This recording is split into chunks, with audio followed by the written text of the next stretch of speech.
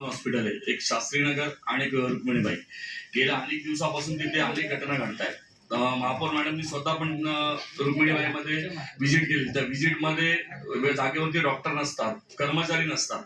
त्यानंतर जे आपण गोळ्या आणि औषधं जी आपण देतो तर ते नागरिकांना बाहेर न आणायला सांगतात. त्यानंतर रुक्मिणीबाई दवाखान्यामध्ये अशी घटना घडलेली की 2.5 वर्षाचं बाळ होतं. त्याला एक इंजेक्शन दिलं. इंजेक्शन दिल्यानंतर त्याच्या शरीरामध्ये एक सुई राहील.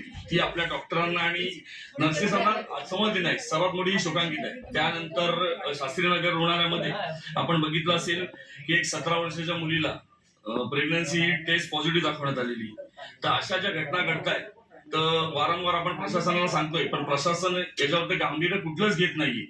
आपण त्यांना सांगितलं तर ते आपल्याला सांगतात की आम्ही अहवाल घेतो, अहवाल घेतल्यानंतर त्यांची सगळी शहानिशा करतो, माहिती घेतो, पण अजून कुठल्याच गोष्टीची त्यांनी त्यांच्यावरती कारवाई केली नाही.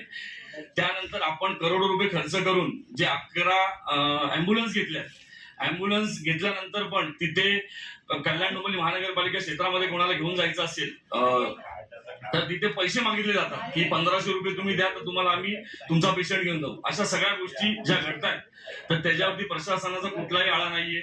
तर प्रशासन याच्यावरती काय करणार आहे, काय कारवाई करणार आहे तर ती प्रशासनाने मला सांगावी.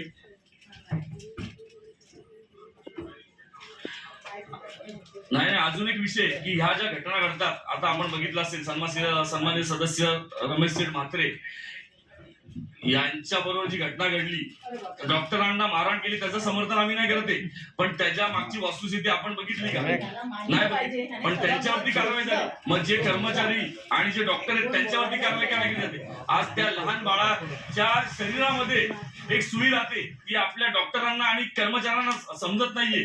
उद्या समजा त्या बाळाचं काय बरं वाईट झालं असतं तर त्याची जिम्मेदारी कोणी घेतली असती? आपण रमेश सुकरा मात्र चुकीचे समजतो आणि पण त्याच्या मागचं पार्श्वभूमी काय आहे की ही घटना का घडली, का नाही घडली, त्याची शहानिशा आपण केली का? त्यानंतर सदस्य माझ्याबरोबर जी घटना झालेली आता 10 दिवसापूर्वी की जेव्हा मी फोन करतो, फोन केल्यानंतर तिथले डॉक्टर फोन घेत नाही आणि तिथे सदस्यांबद्दल चुकीच्या शब्दात बोलतात. जेव्हा ज्या टायमाला मी तिथे असतो तर मी पण काहीतरी चुकीच्या गोष्टी तिथे केल्याच असत्या. हे काही आपल्या सदस्यांना माहिती की माझ्याबरोबर तिथे काय घडलेले, चुकीचे शब्द वापरलेले तिथे. असे डॉक्टर आपले शब्द वापरतात. मग याच्यावरती प्रशासन काय लक्ष देऊ नये? आणि ह्या सगळ्या गोष्टी बोरकर सरांना माहिती आहे. वारंवार मी बोरकर सरांच्या कॉन्टॅक्ट मध्ये आणि बोरकर सरांना त्याचा पाठपुरावा करतोय. तर प्रशासन याच्यावरती काय कारवाई करणार आहे? का नेहमी हेच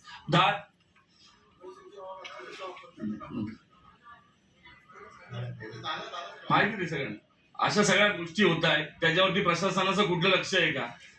आणि कारवाई झाली पाहिजे. आपण आज परत 8-10 दिवसांनी रुक्मिणी झालं, शास्त्रीनगर झालं, इथे सगळ्या गोष्टी अशा परत घडणार आहेत.